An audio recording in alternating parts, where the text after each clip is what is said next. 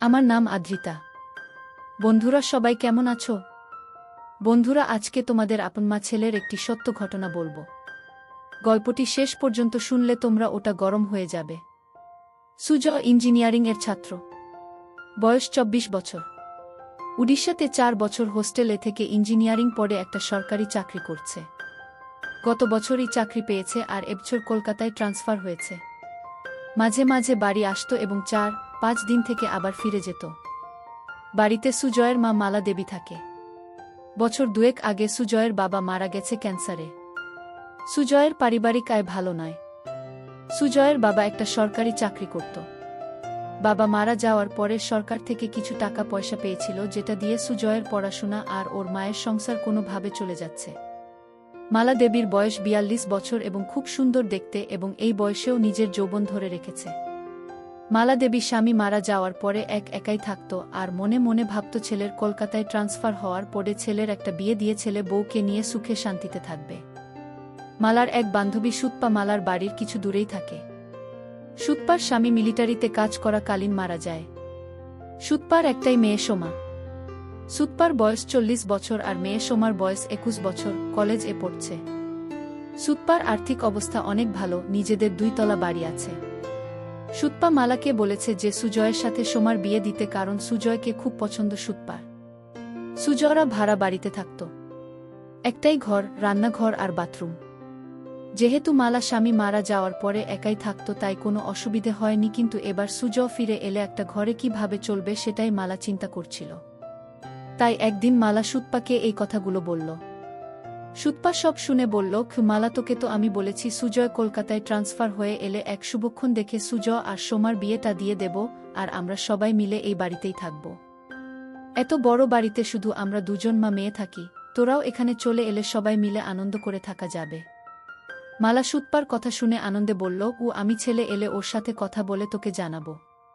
কিছুদিনের মধ্যে সুজয় ফোন করে জানালো যে শুক্রবার সে বাড়ি আসছে। প্রায় ৮ মাস পরে সুজয় বাড়ি ফিরছে বলে সেদিন মালা ভালো ভালো রান্না করে রেখেছিল। তারপর স্নান করে একটা ভালো শাড়ি পরে ছেলের জন্য অধীর আগ্রহে অপেক্ষা করছিল। প্রায় ১২টা নাগাদ সুজয় বাড়ির সামনে এসে দরজায় কড়া নাড়ল। মালা দরজা খুলে দেখল ৪-৫টা ব্যাগ হাতে আর কাঁধে নিয়ে সুজয় হাসি মুখে দাঁড়িয়ে আছে। ঘরে এসে ব্যাগগুলো নামিয়েই মাকে ধরল সুজয়। মালা ও সুজয়কে ধরে থাকল কিছুক্ষণ। তারপর ছেলের হাত থেকে নিজেকে ছাড়িয়ে মালা বলল, অনেক বেলা হয়ে গেছে সুজয়, যা স্নান করে নিয়ে আগে খেয়ে নে, তারপর না হয় ব্যাগগুলো থেকে সব বার করবি আর গল্প করা যাবে। সুজয় বলল, ঠিক বলেছ মা, খিদেতে পেট জ্বলছে, আমি তাড়াতাড়ি স্নান করে আসছি, তুমি খাবার বারো। এই বলে সুজয় বাথরুম এ চলে গেল। ভেতরে দেখল ওর মা ওর জন্য একটা হাফ প্যান্ট আর তোয়ালে রেখে দিয়েছে। তাই দেরি না করে ভালো করে স্নান করে সুজয় হাফ প্যান্ট পরে খালি গায়ে বাইরে এসে দেখল মা খাবার বেডে মেঝেতে বসে আছে। সুজয় মায়ের উল্টো দিকে বসে খেতে শুরু করল।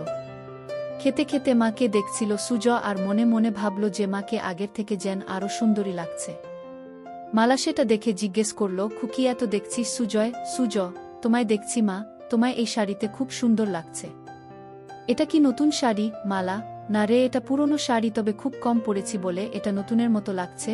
সুজয়, মা, চাকরি তো আমি পেয়ে গেছি, এবার আর তোমার কোনো দুঃখ রাখবো না। মালা হেসে বলল, সে আমি জানি সুজয়, আমি এখন অনেক নিশ্চিন্ত যে তুই এবার আমাদের দুজনের সংসার চালাতে পারবি। এই শুনে সুজয় হেসে বলল, সে আর বলতে, আমার সুন্দরী মাকে আমি এবার থেকে সুখে রাখব। সুজয়ের কথা শুনে মালা ও হেসে উঠল। এইভাবে কথা বলতে বলতে দুজনে খাওয়া শেষ করল। মালা থালা বাসন নিয়ে রান্নাঘরে ধোয়ার জন্য চলে গেল।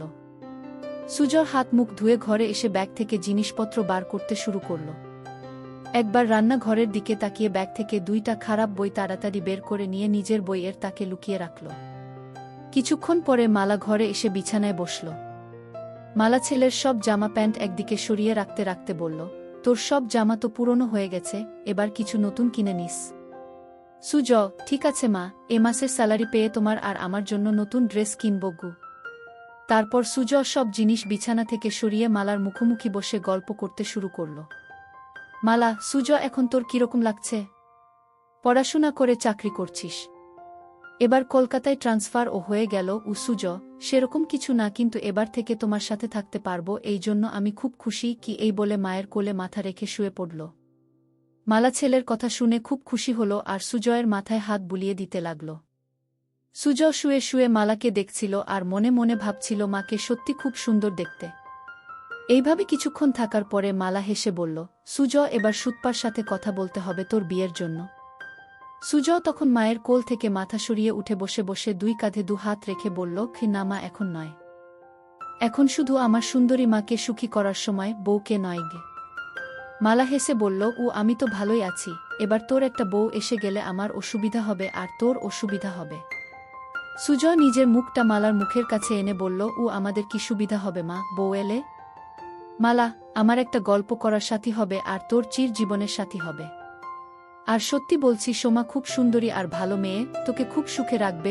সুজয় একটা হামি দিয়ে বলল, আমি তোমায় সুখে রাখব, তাই তোমার আর কিছু লাগবে না। মালা সুজয়ের কথা শুনে একটু চমকে উঠে বলল, ঠিক আছে, এবার তুই একটু রেস্ট নিয়ে নে, আমি একটু বেরোচ্ছি, একেবারে বাজার করে ফিরব। এই বলে মালা উঠে দাঁড়িয়ে নিজের শাড়িটা ঠিক করতে লাগল। সুজয় ও উঠে দাঁড়িয়ে মাকে দেখতে লাগল। কিছুক্ষণ পরে মালা বাড়ি থেকে বেরিয়ে যেতেই সুজয় দরজা বন্ধ করে ঘরে এসে নিজের আরেকটা ব্যাগ খুলে খুলে মায়ের একটা ছোট জামা দেখে বার করে সেটা নাক দিয়ে গন্ধ নিতে থাকল। সুজয় হোস্টেল এ থাকাকালীন বন্ধুদের পাল্লায় পড়ে খারাপ বই পড়া শুরু করেছিল। সব সম্পর্কের মধ্যে মা ছেলে নিয়ে গুলো পড়তে বেশি ভালোবাসত। সেই জন্য ৮ মাস আগে যখন বাড়ি এসেছিল তখন মায়ের একটা ছোট জামা লুকিয়ে নিজের সাথে নিয়ে গিয়েছিল। তারপর থেকে হোস্টেলে সুজয় বই পড়তে পড়তে মায়ের ছোট জামাটা হাতে নিয়ে নিজেকে সান্ত্বনা দিত। যেহেতু খুব ক্লান্ত ছিল তাই মাকে চিন্তা করতে করতে কিছুক্ষণের জন্য ঘুমিয়ে পড়ল। তারপর কিছুক্ষণ পরে বাথরুম গিয়ে পেচ্ছাপ করতে গিয়ে দেখল বাথরুম মায়ের একটা ছোট কাপড় ঝোলানো আছে। মালা তাড়াহুড়ো সেটা সরিয়ে রাখতে ভুলে গিয়েছিল। সুজয় পেচ্ছাপ করে সেটা নিজের নাকে শুকে বুঝল এটা মায়ের ব্যবহার করা। সেটা মালা ধুতে ভুলে গেছে। সুজয় অনেকক্ষণ সেটা নাকে নিয়ে নিজের গন্ধ শুকতে লাগল। এবার নিজেকে আর কন্ট্রোল করতে না পেরে হাতের কাজে লেগে গেল। প্রায় ১৫-২০ মিনিট ধরে চলল সেই কাজ। তারপর সেটা যেখানে ছিল সেখানে রেখে নিজেকে পরিষ্কার করে ঘরে এলো। মনে মনে অপরাধ বোধ হচ্ছিল নিজের মাকে নিয়ে এরকম ভাবতে, কিন্তু ও এটা বুঝতে পারল আজ সব থেকে বেশি তৃপ্তি পেয়েছে। কিছুক্ষণ পরে সুজয়ের পাপবোধ আরও গাঢ় হল আর ভাবতে লাগল কিভাবে মাকে আরও কাছে পাওয়া যায়। এইসব ভাবতে ভাবতে সন্ধে হয়ে গেল আর ঠিক তখন দরজায় আওয়াজ হল। সুজয় দরজা খুলে দেখল মালা দাঁড়িয়ে আছে দু হাতে দুটো বাজারের ব্যাগ নিয়ে।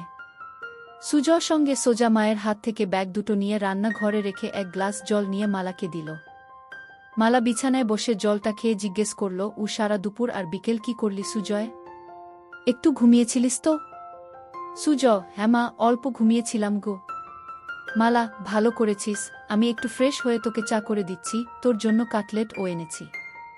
এই বলে মালা তোয়ালে নিয়ে বাথরুম চলে গেল। সুজয় তখন মাকে সারপ্রাইজ দেবে বলে নিজেই রান্নাঘরে গিয়ে চা বানাতে শুরু করল আর বাজারের ব্যাগ থেকে সব কিছু রান্নাঘরে যথাস্থানে রেখে কাটলেট দুটো একটা ডিশ রাখল। বাথরুম ভেতর থেকে মায়ের স্নান করার শব্দ শুনতে শুনতে সুজয় চা বানাচ্ছিল। এদিকে স্নান করতে করতে মালা হঠাৎ দেখে তার ছোট কাপড়টা দড়িতে ঝুলছে, সঙ্গে সঙ্গে চমকে গেল আর মনে মনে ভাবল, সব কিছু ঠিক জায়গা রেখে আসল জিনিসটা তাই বাথরুম ফেলে গিয়েছিল। সুজয় যে কি ভেবেছে কে জানে। নিজেকেই কিছুক্ষণ বকা দিয়ে স্নান করে তোয়ালেটা দিয়ে নিজেকে জড়িয়ে মালা বাথরুম থেকে ঘরে এসে দেখল সুজয় একটা ট্রে 2 কাপ চা আর কাটলেট সাজিয়ে বসে আছে। মালা হেসে বলল, বাহ, একবার চা বানিয়ে মায়ের জন্য অপেক্ষা করছিস, খুব ভালো। বউকে তুই খুব সুখে রাখবি গু। সুজয়, এখন তো মাকে সুখী করি, তারপর অন্য কেউ। মালা আলমারি থেকে একটা শাড়ি নিয়ে সুজয়কে বলল, আমি দরজাটা ভেজিয়ে দিয়ে রান্নাঘরে শাড়িটা পরে আসছি। সুজয় এগিয়ে গিয়ে মালার হাত ধরে বলল, তুমি এই ঘরে চেঞ্জ করে নাও, আমি রান্নাঘরে যাচ্ছি, তোমার হয়ে গেলে আমায় ডেকে নিও গিয়ে। এই বলে সুজয় ঘরের দরজাটা ভেজিয়ে দিয়ে বাইরে অপেক্ষা করতে লাগল। ছেলের ব্যবহারে মালা খুব খুশি হয়ে ঘরেই ড্রেস চেঞ্জ করতে লাগল। সুজয় দরজাটায় একটু ফাঁকা রেখে ভেজিয়ে রেখেছিল যাতে সেই ফাঁক দিয়ে ঘরে ভেতরটা দেখা যায়। সুজয় দরজার ফাঁকে চোখ রাখতেই ভিতরের দৃশ্য দেখে হতভম্ব হয়ে গেল। এদিকে মালা ততক্ষণে শাড়িটা পরে নিয়ে সুজয়কে ডাকল ঘরের ভেতরে আসার জন্য। সুজয় মায়ের ডাক শুনে একটু চমকে গিয়ে ঘরে ভেতরে এলো এবং হঠাৎ খেয়াল করল ওটা শক্ত হয়ে দাঁড়িয়ে আছে। কোনো ক্রমে এক হাত দিয়ে সামাল দিয়ে বিছানায় বসল। মালা তখন আয়নার সামনে দাঁড়িয়ে চুল আঁচড়াচ্ছিল, তাই ছেলের দিকে খেয়াল করেনি। সুজয় মালাকে ডাকল, কুয়েসো মা, চা আর কাটলেট ঠান্ডা হয়ে যাবে, খেয়ে নাও আগে গু। মালা, ঠিক আছে চল খেয়ে নি গি, এই বলে বিছানায় এসে সুজয়ের মুখোমুখি বসল। দুজনে একসাথে কাটলেট আর চা খেতে লাগল। মালা, বাহ সুজয়, চাটা তো খুব ভালো বানিয়েছিস গু। সুজয়, তোমার ভালো লেগেছে মা? আমি হোস্টেলে মাঝে মাঝে নিজেই চা করে খেতাম। মালা হেসে উঠে সুজয়ের গালটা ধরে বলল, সত্যি ভালো হয়েছে, আমার ছেলে এখন নিজের খেয়াল নিজে রাখতে পারবে গু। সুজয় ও তখন মায়ের গালটা ধরে বলল, কি তোমার ওসব খেয়াল রাখবে তোমার ছেলে গু? দুজনেই একসাথে হেসে উঠল। মালা, আচ্ছা সুজয়, তোর চাকরি শুরু কবে থেকে? সুজয়, আজ 25 তারিখ, পরের মাসের 10 তারিখে অফিস জয়েন করতে হবে। মালা, একটা কথা বলার ছিল। সুজয়, কি কথা মা, বলো। মালা, সুতপাকে তোর মনে আছে? সুজয়, সুতপা মাসি কেন মনে রাখবো না মা, আমায় এত ভালোবাসে। মালা, সেটা জানি, তোকে ভালোবাসে বলেই একটা প্রস্তাব রেখেছে গি। সুজয়, কি প্রস্তাব? মালা, সুতপা তোর সাথে সোমার বিয়ে দিতে চায় উ। সুজয় লজ্জা পেয়ে বলল, ও এখন আমি বিয়ে করব না গি। মালা, সুতপা বলেছে সোমার সাথে তোর বিয়ে হবার পরে আমরা সবাই ওর বাড়িতে থাকব। আমি বলেছি যে সুজয়ের সাথে কথা বলে জানাবো। তুই কি বলিস এ ব্যাপারে? সুজয়, বিয়ের ব্যাপারটায় আমায় একটু সময় দাও উ। মালা, বুঝলাম ছেলের লজ্জা করছে, ঠিক আছে তুই সময় নিয়ে চিন্তা করে আমায় জানাস। কিন্তু আমাদের ঘরটা খুব ছোট দুজনের জন্য। আগে তুই ছোট ছিলিস তাই কোনোমতে চলে যেত, কিন্তু এখন তুই বড় হয়ে গেছিস উ। সুজয়, এমন কিছু ছোট নয় আমাদের ঘর, আমাদের দুজনের জন্য যথেষ্ট উ। মালা, কিন্তু তোর অসুবিধে হবে, আমি যখন কাপড় চেঞ্জ করব তখন তোকে বাইরে অপেক্ষা করতে হবে, এছাড়াও এই একটা বিছানায় দুজনের হবে না গু। সুজয় মালার কথা শুনে মনে মনে বলল, ও আমি তো চাই তুমি ঘরে কাপড় ছাড়বে আর আমি দরজার ফাঁক দিয়ে তোমার দেখব। মালা সুজয়ের দিকে তাকিয়ে বলল, কি ভাবছিস এত? কি করবি সেটা তো বল। সুজয় সঙ্গে সঙ্গে বলল, না কিছু ভাবছিলাম না, তবে এখন ওখানে যাব না, কিছুদিন চাকরি করে স্যালারি জমিয়ে তারপর না হয় যাওয়া যেতে পারে গু। মালা, ঠিক আছে তোর যেটা ভালো মনে হয় সেটাই হবে। ঠিক আছে তুই টিভি দেখ, আমি রাতের রান্নাটা করে নিই গি। এই বলে মালা চায়ের ট্রেটা নিয়ে রান্নাঘরে চলে গেল। সুজয় টিভি দেখতে লাগলো কিন্তু ভালো লাগছিল না। তাই সুজয় রান্নাঘরে গিয়ে দেখল মা এক মনে গুন গুন করে গান গাইতে গাইতে রান্না করছিল। সুজয় মাকে ধরে একটা হামি দিয়ে জিজ্ঞেস করল, মা আজ কি রান্না করছো? মালা চমকে উঠে হালকা হেসে বলল, আজ ডিমের ঝোল, ভাত আর আলু পোস্ত উ। সুজয় মায়ের কানে কানে বলল, তোমার হাতের রান্নার কোনো জবাব নেই মা গু। মালা নিজেকে কে ছাড়িয়ে নিয়ে বলল, এই দুষ্টু এখন ছাড় আমায়, না হলে রান্না করতে দেরি হয়ে যাবে। সুজয় আরও একটা হামি দিয়ে সরে দাঁড়ালো আর হেসে বলল, আমার মিষ্টি মায়ের হাতের রান্নায় আমার মন ভরে যায়। মালা হেসে বলল, এবার যা এখন থেকে, আমার রান্নাটা করতে দে গি। সুজয় তখন ঘরে চলে এসে আবার টিভি দেখতে লাগল। প্রায় 1 ঘন্টা পরে মালা এসে সুজয়ের পাশে বসল। মালা পুরো ঘেমে গেছে রান্না করতে করতে। সুজয় বলল, মা তুমি তো ঘেমে গেছ, শাড়িটা চেঞ্জ করে নাইটি পরে নাও উ। ছেলের কথা শুনে মালা বলল, আমি ভাবছিলাম তুই কি ভাববি তাই নাইটি পরছিলাম না। সুজয় অবাক হয়ে মালার দিকে তাকিয়ে বলল, আমি আবার কি ভাবব? যাও নাইটিটা নিয়ে এসে চেঞ্জ করে নাও, আমি রান্নাঘরে যাচ্ছি গু। মালা বলল, আমি বাথরুম এ চেঞ্জ করে নিচ্ছি, তুই টিভি দেখ গু। এই বলে মালা বাথরুম এ চলে গেল। সুজয় মনে মনে ভাবল আরেকটা সুযোগ নষ্ট হলো মাকে ওভাবে দেখার। মালা বাথরুম এ গিয়ে নিজের গা ধুতে ধুতে রান্নাঘরে সুজয়ের ওইরকম ভাবে ধরার কথা ভাবতে লাগল। মনে মনে ভাবছিল, সুজয় কি তাহলে ইচ্ছে করে ওকে ধরে ওসব করছিল না, এটা হঠাৎ হয়েছিল। একটু চোখে চোখে সুজয়কে রাখতে হবে, কারণ এই বয়সটা খুব বাজে। এসব ভাবতে ভাবতে স্নান শেষ করে নাইটিটা পরে নিল। সুজয় না থাকলে মাঝে মাঝে মালা একসেট হয়ে রাতে শুত, কিন্তু এখন সেটা আর হবে না। এমনিতে মালা খুব ওই স্বভাবের, আর স্বামী মারা যাওয়ার পরে সেটা আরও বেড়ে গেছে। কিছুক্ষণ পরে মালা বাথরুম থেকে বেরিয়ে এসে সুজয় এর সাথে বসে একসাথে টিভি দেখতে দেখতে এটা সেটা গল্প করতে লাগল। রাত প্রায় 10টা বাজে ঘড়িতে। এবার খাবার পালা, তাই মালা রান্নাঘরে গিয়ে খাবার বেড়ে নিয়ে এলো। সুজয় আর মালা দুজনে মেঝেতে বাবু হয়ে মুখোমুখি বসে খেতে শুরু করল। সুজয় খেতে খেতে মায়ের দিকে তাকাতেই দেখল মালা নিচু হয়ে যখন খাবার মুখে দিচ্ছিল তখন নাইটিটা নিচে নেমে যাচ্ছিল, আর সুজয় সেটা দেখছিল। কিন্তু হঠাৎ মালা সুজয়ের দিকে তাকিয়ে দেখতে পায় যে সুজয় ওর দিকে তাকিয়ে আছে। সঙ্গে সঙ্গে নাইটিটা একটু উপরে তুলে নিল আর তখন সুজয় আর মালার চোকাচুকি হল। সুজয় লজ্জায় মাথা নিচু করে ভাবতে লাগল কি ইসমা এবার বুঝতে পেরেছে, বকে না দেয় খু, কিন্তু মালা কিছুই বলল না, শুধু বলল খু খাবার এর দিকে মন দে কি। সুজয় হাফ ছেড়ে বাঁচল। এইভাবে দুজনের খাওয়া শেষ হল। তারপর মালা সব বাসন ধুয়ে ঘরে এসে মেঝেতে বিছানা করতে লাগল। সেটা দেখে সুজয় জিজ্ঞেস করল, খিমা তুমি কি নিচে শোবে? মালা, হ্যাঁ রে, বিছানায় দুজনের অসুবিধে হবে। সুজয় সঙ্গে সঙ্গে মালার হাত থেকে সব কিছু কেড়ে বিছানা রেখে বলল, কু এই খাটে আমাদের দুজনের ভালো মতো হয়ে যাবে, তাই তুমি চিন্তা করো না গি। মালা কিছু একটা বলতে যাচ্ছিল কিন্তু সুজয়ের জেদে মুখে আর কিছু বলল না। কিছুক্ষণ পরে লাইট অফ করে দুজনে শুয়ে পড়ল। সুজয় ক্লান্ত ছিল তাই কিছুক্ষণের মধ্যে ঘুমিয়ে পড়ল। মালা শুয়ে শুয়ে সারা দিনের কথা ভাবতে লাগল। বিশেষ করে রাতে ছেলে যেভাবে এক দৃষ্টিতে তার দিকে তাকিয়েছিল। ভাবতে ভাবতে একটু গরম হয়ে পড়ল। মনে মনে চিন্তা করল যে এবার থেকে সুজয়ের সব কিছু ভালো মতো লক্ষ্য করতে হবে। এইসব ভাবতে ভাবতে মালা ঘুমিয়ে পড়ল। চিরকাল খুব সকাল সকাল ঘুম থেকে ওঠা মালার অভ্যাস। মালা ঘুম থেকে উঠে সুজয়ের দিকে তাকিয়ে দেখল সুজয় গভীর ঘুমে আচ্ছন্ন। একটু নিচের দিকে তাকাতে দেখল সুজয়ের হাফ প্যান্ট তাবু হয়ে গেছে। সেটা দেখে মালা মনে মনে ভাবল ছেলে এমন কিছু স্বপ্ন দেখছে যাতে তাবু হয়ে গেছে। তারপর নিজের মনে হাসতে হাসতে বাথরুম এ চলে গেল। তারপর রান্না করে নিজে স্নান করে শাড়ি পরে চায়ের কাপ হাতে নিয়ে সুজয়কে ডাকল। সুজয় ঘুম থেকে উঠে দেখল মা চায়ের কাপ হাতে দাঁড়িয়ে আছে একটা সুন্দর শাড়ি পরে।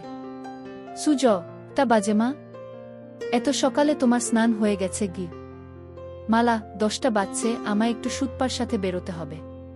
তোর জন্য রান্না করা আছে, দুপুরে স্নান করে খেয়ে নিস, সন্ধে বেলায় আবার দেখা হবে। সুজয়, ঠিক আছে মা, তুমি চিন্তা করো না, কাল তো রবিবার। মালা, কেন কোথাও বেরোবি নাকি গু?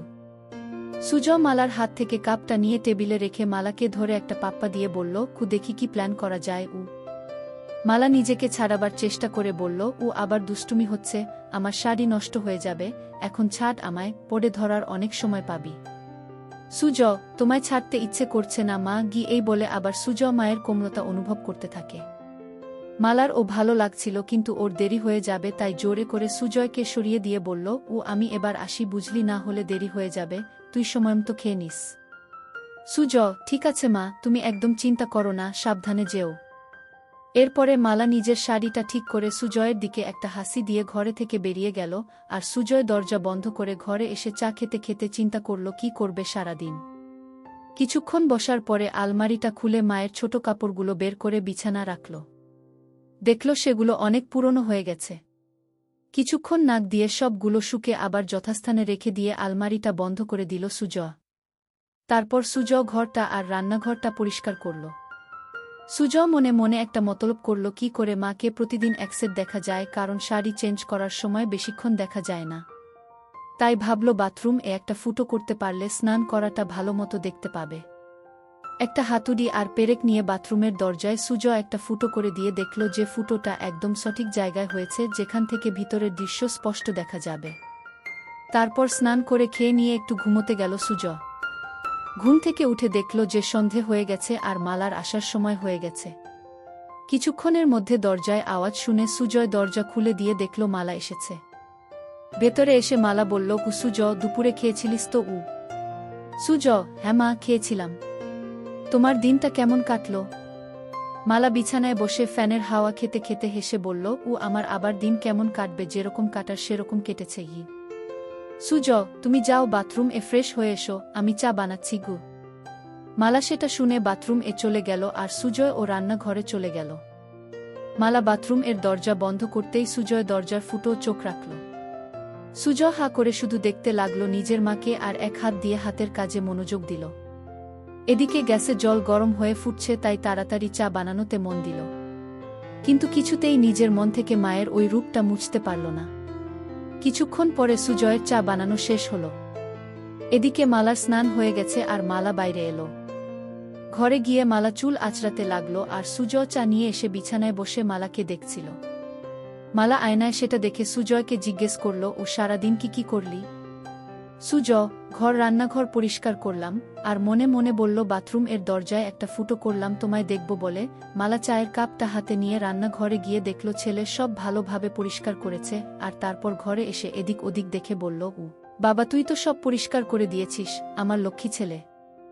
এই বলে চায়ের কাপটা টেবিলে রেখে দুহাত বাড়িয়ে বলল, আমার সোনা ছেলে, আয় আমার কাছে। সুজ সঙ্গে সঙ্গে মালার কাছে ছুটে গেল। কিছুক্ষণ ধরে থাকার পরে দুজন আলাদা হল। তারপর মালা রান্নাঘরে চলে গেল রান্না করতে, আর সুজ টিভি দেখতে লাগল। কিছুক্ষণ পরে রান্না শেষ হলে দুজন একসাথে খেয়ে নিল। আজ ও সুজ একইভাবে মালার দিকে তাকিয়ে গভীর খাজ দেখছিল, আর আজ মালা সেটা লক্ষ্য করল কিন্তু কিছু বলল না। এইভাবে খাওয়া শেষ করে মালা আর সুজয় বিছানায় শুতে এলো। দুজনে পাশাপাশি শুয়ে আছে। ঘরে নাইট বাল্বটা জ্বলছে। মালা চিন্তা করছে সুজয় কেন বারবার ওর দিকে তাকিয়ে থাকে। সুজয়ের মাথায় শুধু স্নান করার দৃশ্যগুলো আসছিল। এইভাবে দুজন ঘুমিয়ে পড়ল। মাঝরাতে সুজয় টয়লেট এগিয়ে ফিরে এসে নাইট বাল্বের আলো দেখল নাইটিটা উপরে উঠে গেছে। সুজয় আস্তে আস্তে মালার কাছে এসে মালাকে দেখতে লাগল। তারপর সুজয় মায়ের দিকে তাকিয়ে দেখল মা গভীর ঘুমে আচ্ছন্ন, তাই সাহস করে মায়ের কাছে এগিয়ে গিয়ে গেল। খুব ভালোই লাগছিল সুজয়ের। হাত দিতেই সঙ্গে সঙ্গে মালা একটু নড়ে উঠল। সেটা দেখেই ভয়ে সুজয় তাড়াতাড়ি হাত সরিয়ে নিয়ে বিছানায় শুয়ে পড়ল। মালা তখন পাশ ফিরে শুল। সুজয় আর কিছু না করে আস্তে আস্তে ঘুমিয়ে পড়ল। পরের দিন সকালে মালা ঘুম থেকে উঠে তাড়াতাড়ি নিজেকে ঠিক করে নিয়ে ছেলের দিকে তাকিয়ে দেখল ছেলে উপুর হয়ে ঘুমে মগ্ন। তারপর বাথরুমে চলে গিয়ে নিজেকে ফ্রেশ করে মালা চা বানাতে লাগল। সুজয় উঠে ড্রেস চেঞ্জ করে চা খেয়ে বাজারে চলে গেল। মালা ভাবতে থাকল কি হচ্ছে এসব। হোস্টেল থেকে ফেরার পর থেকে সুজয়ের আচরণে কেমন পরিবর্তন এসেছে। এসব ভাবতে ভাবতে ঘরে গিয়ে বসল। বাজার যেহেতু অনেক দূরে, তাই সুজয়ের ফিরতে ফিরতে আরও 1-2 ঘন্টা লাগবে। এদিক ওদিক দেখতে দেখতে হঠাৎ দেখল সুজয়ের বইয়ের তাকে বইগুলো কেমন যেন অগোছালো আছে। তাই মালা বইগুলো তাক থেকে নামিয়ে ঘোচাতে লাগল, আর মনে মনে ভাবল ছেলে ঘর রান্নাঘর সব পরিষ্কার করেছে, অথচ নিজের বইয়ের তাক সাজাতে ভুলে গেছে। একটার পর একটা বই সাজিয়ে রাখতে রাখতে মালা দেখল একটা মোটা বইয়ের ভেতর কিছু যেন আছে। বইটা খুলতেই দেখল একটা পাতলা বই মলাট দেয়া। মালা ভাবতে লাগল কি বই যে মোটা বইয়ের ভেতরে সুজয় রেখেছে। গল্পের বইটা হাতে নিয়েই একটা পাতা উল্টোতেই কভার ফুটো, আর নাম দেখে মালা চমকে উঠল। বই এ যা দেখল তাতে তো নিজের চোখকে বিশ্বাস করতে পারছে না। এও কি সম্ভব? পাতা উল্টাতেই দেখল মা আর ছেলের গল্প। সূচিপত্র দেখে আরেকবার চমকালো মালা। একটা গল্পের কিছুটা অংশ পড়ল, অবাক হয়ে ভাবতে লাগল এটা কিভাবে সম্ভব, আর সুজয় এই বই পেল কোথায়? তাহলে কি এসব গল্প পড়েই সে আমাকে নিয়ে ওসব কথা ভাবে? মালা বিছানায় শুয়ে শুয়ে 2টো গল্প শেষ করল এবং এতটাই গরম হয়ে গেল যে বিছানায় শুয়েই তারপর বইটা জায়গা মতো রেখে দিয়ে বাথরুম এ চলে গিয়ে মালা নিজেকে পরিষ্কার করল। তারপর ঘরে এসে বসে চিন্তা করতে লাগল। অনেক দিন পরে আজ মালা খুব উত্তেজনা অনুভব করল। হঠাৎ দরজার আওয়াজ শুনে মালা দরজাটা খুলে দেখল সুজয় ভেতরে এসে মাংসটা মায়ের হাতে দিল। মায়ের দিকে তাকিয়ে দেখল মায়ের কপালে ঘাম, আর মায়ের চোখ মুখটা কেমন যেন লাগছে। সঙ্গে সঙ্গে সুজয় মায়ের দুগালে 2টো হাত রেখে জিজ্ঞেস করল, খিমা তোমার কি শরীর খারাপ লাগছে? এত ঘেমে আছো কেন? মালা ঘাম মুছে বলল, কিছু না সুজয়, গরম পড়েছে তো তাই। সুজয় তখন বলল, ঠিক বলেছ মা, আজ বেশ গরম। সুজয় বলল, মা আমি একটু বেরোচ্ছি, এক বন্ধুর সাথে দেখা করে চলে আসব। মালা, ঠিক আছে, বেশি দেরি করিস না, আমি রান্না তাড়াতাড়ি করে নেব। এই বলে সুজয় বেরিয়ে গেল। মালা দরজা বন্ধ করে ভাবল আর একটু হলেই ছেলে বুঝতে পারত যে এটা গরমের ঘাম নয়, এটা অন্য কিছুর ঘাম। এই ভেবে নিজের মনে হাসতে লাগল। বাকি রান্নাগুলো করে মালা দেখল ছেলের ফিরতে এখনো দেরি আছে, তাই ভাবল বাথরুমটা একবার পরিষ্কার করে নেওয়া যাক, তারপর স্নান করে নেবে। বাথরুম এ ঢুকে মালা দেওয়ালগুলো পরিষ্কার করতে করতে হঠাৎ মালা দেখল যে দরজায় একটা ফুটো। মনে মনে চিন্তা করে দেখলেন যে এই ফুটোটা তো আগের সপ্তাহে যখন বাথরুম পরিষ্কার করেছিল তখন তো ছিল না। তার মানে এই ফুটোটা কি সুজয় করেছে? বাথরুম থেকে বেরিয়ে এসে মালা ফুটো চোখ রেখে দেখল যে ভেতরে কেউ স্নান করলে এই ফুটো দিয়ে সব দেখা যাবে। এবার মালার মাথায় আকাশ ভেঙে পড়ল। তার মানে সুজয় কি ওই ফুটো দিয়ে ওকে দেখেছে? কি শয়তান ছেলে! এটা ভাবতে ভাবতে মালার রাগের সাথে উত্তেজনায় গা রি রি করতে লাগল। বাকি অংশ পরের ভিডিওতে দেওয়া হবে। সবাই সঙ্গে থাকো।